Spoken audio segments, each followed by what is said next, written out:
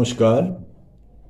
যুগাবতার শ্রী শ্রী রামকৃষ্ণ, করুণাময়ী মা শারদা এবং যুগাচার্য স্বামী বিবেকানন্দের রাতুল চরণে আমার ভক্তিপূর্ণ প্রণাম জানিয়ে শুরু করছি প্রতিদিন কথামৃত। তব কথামৃতং তপ্ত জীবনং কবিভিরীরিতং কলমশাপহম শ্রবণমঙ্গলম শ্রীমদাততং ভুবি গৃণন্তি ये ভুরিদা জনাঃ।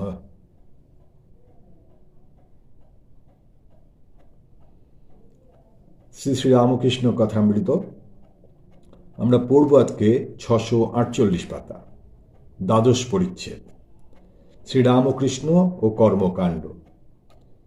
কর্মকাণ্ড কঠিন, তাই ভক্তিযোগ। কালীমন্দিরের সম্মুখে ভক্তেরা শ্রীরামকৃষ্ণকে ঘেরিয়া চতুর্দিকে বসিয়া আছেন। এতক্ষণ অবাক হইয়া শ্রীমুখের বাণী শুনিতেছিলেন। এবার ঠাকুর গাত্রোত্থান করিলেন। মন্দিরের সম্মুখে চাতালে আসিয়া ভূমিষ্ঠ হইয়া মাকে প্রণাম করিলেন।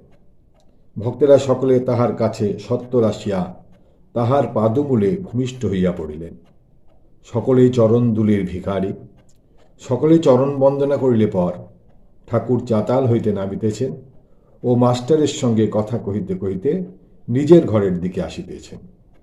শ্রীরামকৃষ্ণ গীত গাহিতে গাহিতে মাস্টারের প্রতি, প্রসাদ বলে ভুক্তি মুক্তি উভয়ে মাথায় রেখেছি, আমি কালী ব্রহ্ম জেনে মর্ম ধর্মাধর্ম সব ছেড়েছি। ধর্মাধর্ম কি জানো? এখানে ধর্ম মানে বৈধি ধর্ম, যেমন দান করতে হবে, শ্রাদ্ধ, কাঙালি ভোজন, এইসব। এই ধর্মকেই বলে কর্মকাণ্ড। এ পথ বড় কঠিন, নিষ্কাম কর্ম করা বড় কঠিন, তাই ভক্তিপথ আশ্রয় করতে বলেছে। একজন বাড়িতে শ্রাদ্ধ করেছিল, অনেক লোকজন খাচ্ছিল। একটা কসাই গরু নিয়ে যাচ্ছে কাটবে বলে।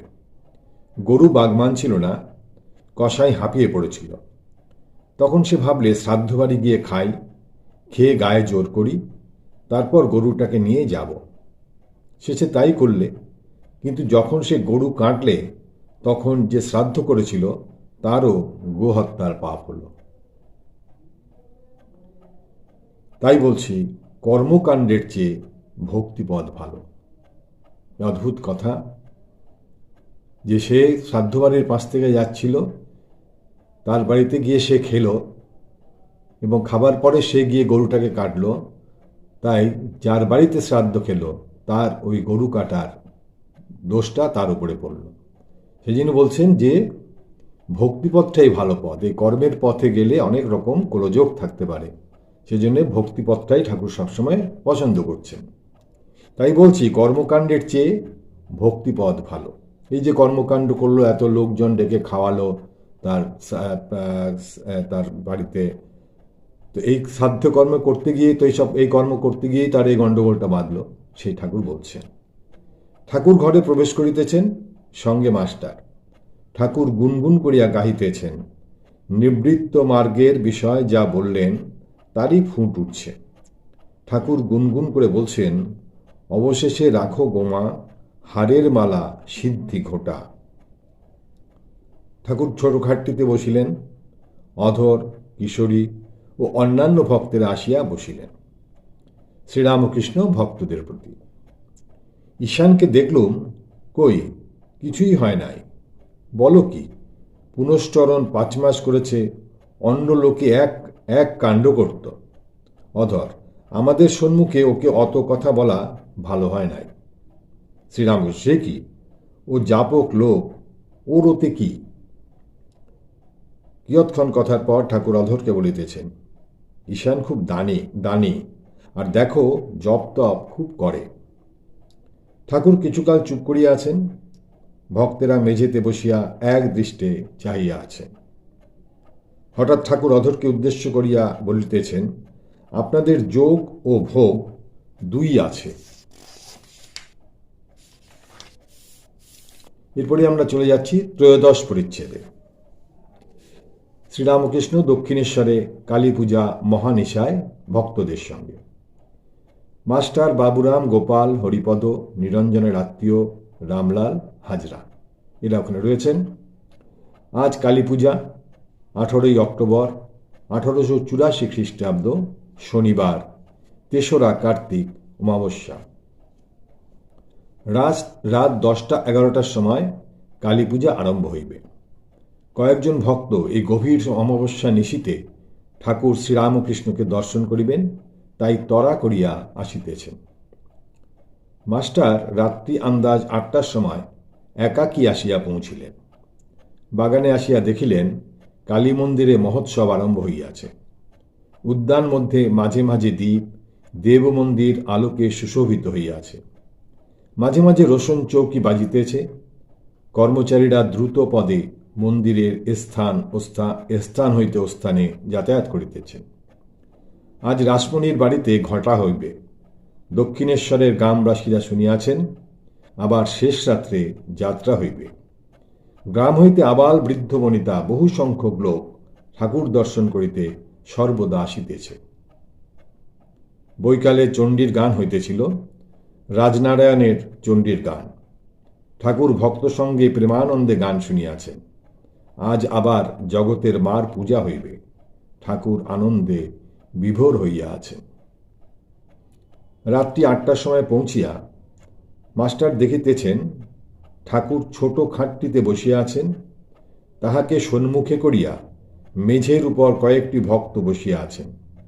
বাবুরাম, ছোট গোপাল, হরিপদ, কিশোরী, নিরঞ্জনের একটি আত্মীয় ছোকরা ও এরেদার আরেকটি ছেলে। রামলাল ও হাজরা মাঝে মাঝে আসিতেছেন ও যাইতেছেন। নিরঞ্জনের আত্মীয় ছোকরাটি ঠাকুরের সম্মুখে ধ্যান করিতেছেন। ঠাকুর তাহাকে ধ্যান করিতে বলিয়াছেন। মাস্টার প্রণাম করিয়া উপবিষ্ট হইলেন। কিয়ৎক্ষণ পরে নিরঞ্জনের আত্মীয় প্রণাম করিয়া বিদায় গ্রহণ করিলেন। এরেদার দ্বিতীয় ছেলেটিও প্রণাম করিয়া দাঁড়াইলেন, ওই সঙ্গে যাবেন। শ্রীরামকৃষ্ণ নিরঞ্জনের আত্মীয়ের প্রতি, তুমি কবে আসবে?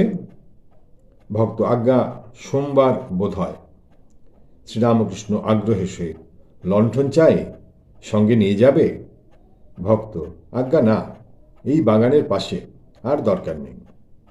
শ্রীরামকৃষ্ণ এরেদার ছোকরাটির প্রতি, তুইও চললি? ছোকরা, আজ্ঞা সর্দি। শ্রীরামকৃষ্ণ, আচ্ছা, বরং মাথায় কাপড় দিয়ে যেও। ছেলে দুটি আবার প্রণাম করিয়া চলিয়া গেলেন।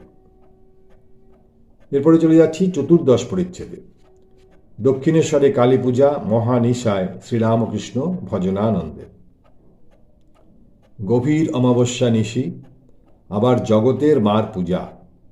শ্রীরামকৃষ্ণ ছোট খাটটিতে বালিশে হেলান দিয়া আছেন, কিন্তু অন্তর্মুখ। মাঝে মাঝে ভক্তদের সঙ্গে একটি দুইটি কথা কহিতেছেন। হঠাৎ মাস্টার ও ভক্তদের প্রতি তাকাইয়া বলিতেছেন, আহা, ছেলেটির কি ধ্যান! হরিপদের প্রতি, কেমন রে, কি ধ্যান? হরিপদ, আজ্ঞা হাঁ, ঠিক কাষ্ঠের মতো। শ্রীরামকৃষ্ণ কিশোরীর প্রতি, ও ছেলেটিকে জানো? নিরঞ্জনের কিরকম ভাই হয়। আবার সকলেই নিস্তব্ধ। হরিপদ ঠাকুরের পদসেবা করিতেছেন। ঠাকুর বৈকালে চণ্ডীর গান শুনিয়াছেন। গানের ফুট উঠিতেছে, আস্তে আস্তে গাইতেছেন, কে জানে কালী কেমন, সরদর্শনে না পায় দর্শন, মূলাধারে সহস্রারে সদা যোগী করে মনন, কালী পদ্মবনে হংস সনে হংসী রূপে করে রমন, আত্মারামের আত্মা কালী প্রমাণ প্রণবের মতন। তিনি ঘটে ঘটে বিরাজ করেন, ইচ্ছাময়ীর ইচ্ছা যেমন। মায়ের উদরে ব্রহ্মাণ্ড ভাণ্ড প্রকাণ্ড, তা জানো কেমন? মহাকাল জেনেছেন কালীর বর্ম, অন্য কে বা জানে তেমন। প্রসাদ ভাসে লোকে হাসে, সন্তরণে সিন্ধু তরণ, আমার মন বুঝেছে প্রাণ বুঝে না, ধরবে শশী হয়ে বামন। ঠাকুর উঠিয়া বসিলেন। আজ মায়ের পূজা, মায়ের নাম করিবেন। আবার উৎসাহের সহিত গান গাইতেছেন। এসব খ্যাপা মায়ের খেলা, যার মায়ায় ত্রিভুবন বিভোলা, মাগির আপ্তভাবে গুপ্ত লীলা। সে যে আপনি খ্যাপা, কর্তা খ্যাপা, খ্যাপা দুটো চেলা, কি রূপ কি গুণ ভঙ্গি কি ভাব কিছুই যায় না বলা। যার নাম জপিয়ে কপাল পড়ে কণ্ঠে বিষের জ্বালা, সগুণে নির্গুণে বাঁধিয়ে বিবাদ, ঢেলা দিয়ে ভাবছে ঠেলা। মাগি সকল বিষয়ে সমান রাজি, নারাজ কেবল কাজের বেলা, প্রসাদ বলে থাকো বসে ভবার নবে ভাসিয়ে ভেলা। যখন আসবে জোয়ার উজিয়ে যাবে, ভাটিয়ে যাবে ভাটার বেলা। ঠাকুর গান করিতে করিতে মাতোয়ারা হইয়াছেন, বলিলেন এসব মাতালের ভাবে গান, বলিয়া আবার গান গাইতেছেন। এবার কালী তোমায় খাবো। তারপরে গাইলেন তাই তোমাকে সুধাই কালী। এরপরে সদানন্দময়ী কালী, মহাকালের মনোমোহিনী, তুমি আপনি নাচো আপনি গাও, আপনি দাও মা করতালি। আদিভূতা সনাতনী, শূন্যরূপা শশী ভালি, ব্রহ্মাণ্ড ছিল না যখন, মুন্ডমালা কোথায় পেলি। সবে মাত্র তুমি যন্ত্রী, আমরা তোমার তন্ত্রে চলি, যেমন রাখো তেমনি থাকি মা, যেমন বলাও তেমনি বলি। অশান্ত কমলাকান্ত দিয়ে বলে গালাগালি, এবার সর্বনাশী ধরে ওসি, ধর্মাধর্ম দুটো খেলি। সদানন্দময়ী কালী, মহাকালের মনমোহিনী, সদানন্দময়ী কালী, মহাকালের মনমোহিনী, সদানন্দময়ী কালী। তুমি আপনি নাচো আপনি গাও মা, আপনি দাও মা করতালি, সদানন্দময়ী কালী। আদিভূতা সনাতনী, শূন্যরূপা শশী ভালি, আদিরূপা সনাতনী, শূন্যরূপা শশী ভালি। ব্রহ্মাণ্ড ছিল না যখন, ব্রহ্মাণ্ড ছিল না যখন, মুন্ডমালা কোথায় পেলি। সদানন্দময়ী কালী, মহাকালের মনমোহিনী, সদানন্দময়ী কালী। সবে মাত্র তুমি যন্ত্রী, আমরা তোমার যন্ত্রে চলি। সবে মাত্র তুমি যন্ত্রী, আমরা তোমার তন্ত্রে চলি। যেমন রাখো তেমনি থাকি মা, যেমন বলাও তেমনি বলি। অশান্ত কমলাকান্ত দিয়ে বলে গালাগালি, অশান্ত কমলাকান্ত দিয়ে বলে গালাগালি। এবার সর্বনাশী ধরে ওসি, সর্বনাশী ধরে ওসি, ধর্মাধর্ম দুটো খেলি। সদানন্দময়ী কালী, মহাকালের মনমোহিনী, সদানন্দময়ী কালী। এরপরের গান গাইছে জয় কালী বলে যদি আমার প্রাণ যায়, শিবত্ব হইব প্রাপ্ত, কাজ কি বারাণসীতায়। অনন্ত রূপিণী কালী, কালীর অন্ত কে বা পায়, কিঞ্চিত মাহাত্ম্য জেনে শিব পড়েছেন রাঙা পায়। এই কালীর মাহাত্ম্য, অনন্ত রূপিণী কালী, তার অন্ত কেউ, তার আদি অন্ত কেউ খুঁজে পায় না। বলছেন তার কিঞ্চিত মাহাত্ম্য শিব জানতে পেরেছিল, তাতেই সে তার রাঙা পায়ে লুটিয়ে পড়েছে। বলছেন কিঞ্চিত মাহাত্ম্য জেনে শিব পড়েছেন রাঙা পায়। গান সমাপ্ত হইল। এমন সময় রাজনারায়ণের ছেলে দুটি আসিয়া প্রণাম করিল। নাটমন্দিরে বৈকালে রাজনারায়ণ চণ্ডীর গান গাইয়াছিলেন, ছেলে দুটিও সঙ্গে সঙ্গে গাইয়াছিল। ঠাকুর ছেলে দুটির সঙ্গে আবার গাইতেছেন, এসব খ্যাপা মেয়ের খেলা। ছোট ছেলেটি ঠাকুরকে বলিতেছেন, ওই গানটি একবার যদি। পরম দয়াল হে প্রভু। ঠাকুর বলিলেন, গৌরনীতায় তোমরা দুভাই, এই বলিয়া গানটি গাইতেছেন। গৌরনীতায় তোমরা দুভাই পরম দয়াল হে প্রভু। গান সমাপ্ত হইল। রামলাল ঘরে আসিয়াছেন। ঠাকুর বলিতেছেন, একটু গা, আজ পূজা। রামলাল গাইতেছেন, সমর আলো করে কার কামিনী, সজল জলদ যিনি আকায়, দশনে প্রকাশে দামিনী। এলায়ে চাঁচর চিকুর পাশ, সুরাসুর মাঝি না করে ত্রাস, অট্ট হাসে দানব নাশে, রণ প্রকাশে রঙ্গিনী। কিভা শোভা করে শ্রমজ বিন্দু, ঘন তনু ঘেরি কুমুদ বন্ধু, অমিয় সিন্ধু হেরিয়ে ইন্দু, মলিন এ কোন মোহিনী। এ কি অসম্ভব ভব পরাভয়, পদতলে সব সদৃশ নীরব, কমলাকান্ত কর অনুভব, কি বটে ও গজগামিনী। এরপরের গান হল, কে রণে নাচিছে পামা নিরদ বরণী। ঠাকুর প্রেমানন্দে নাচিতেছেন। নাচিতে নাচিতে গান ধরিলেন, মজল আমার মন ভ্রমরা, শ্যামাপদ নীলকমলে। গান ও নৃত্য সমাপ্ত হইল। ভক্তেরা আবার সকলে মেঝেতে বসিয়াছেন। ঠাকুরও ছোট খাটটিতে বসিলেন। মাস্টারকে বলিতেছেন, তুমি এলে না, চণ্ডীর গান কেমন হলো? এবার যাচ্ছি পঞ্চদশ পরিচ্ছেদে। কালী পূজা রাত্রে সমাধিস্থ সাঙ্গপাঙ্গ সম্বন্ধে দৈববাণী। ভক্তেরা কেহ কেহ কালী মন্দিরে ঠাকুর দর্শন করিতে গমন করিলেন। কেহ বা দর্শন করিয়া একাকী গঙ্গা তীরে বাঁধা ঘাটের উপর বসিয়া নির্জনে নিঃশব্দে নাম জপ করিতেছেন।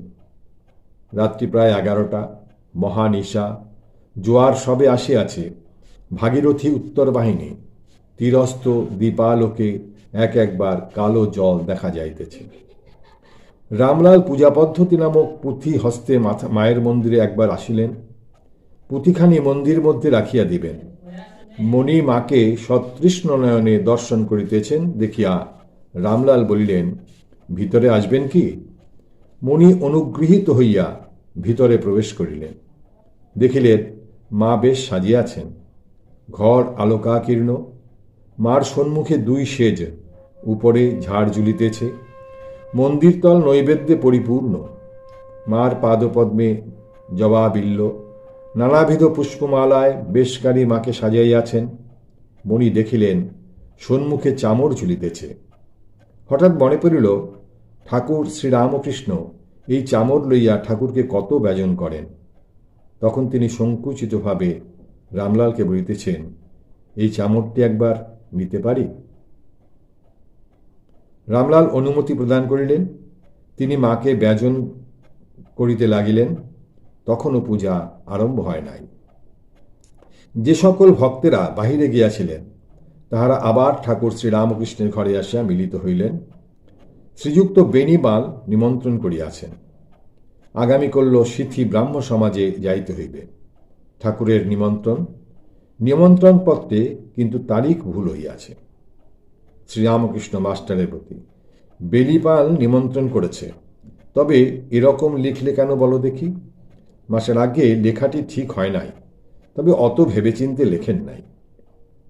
ঘরের মধ্যে ঠাকুর দাঁড়াইয়া, বাবুরাম কাছে দাঁড়াইয়া, ঠাকুর বেণীপালের চিঠির কথা কহিতেছেন। বাবুরামকে স্পর্শ করিয়া দাঁড়াইয়া আছেন। হঠাৎ সমাধিস্থ। ভক্তেরা সকলে তাহাকে ঘেরিয়া দাঁড়াইয়াছেন। এই সমাধিস্থ মহাপুরুষকে অবাক হইয়া দেখিতেছেন। ঠাকুর সমাধিস্থ, বাম পা বাড়াইয়া দাঁড়াইয়া আছেন। গ্রীবাদেশ ঈষৎ আকুঞ্চিত। বাবুরামের গ্রীবার পশ্চাৎ দেশে কানের কাছে হাতটি রহিয়াছে। কিয়ৎক্ষণ পরে সমাধি ভঙ্গ হইল। কখনো দাঁড়াইয়া, এইবার গালে হাত দিয়া যেন কত চিন্তিত হইয়া দাঁড়াইলেন। ঈষৎ হাস্য করিয়া এইবার ভক্তদের সম্বোধন করিয়া বলিতেছেন, শ্রীরামকৃষ্ণ, সব দেখলুম, কার কত দূর এগিয়েছে। রাখাল, ইনি অর্থাৎ মাস্টারমশাইয়ের কথা বলছেন, মণি, সুরেন্দ্র, বাবুরাম, অনেককে দেখলুম। হাজরা এখানকার? শ্রীরামকৃষ্ণ, হাঁ। হাজরা, বেশি কি বন্ধন?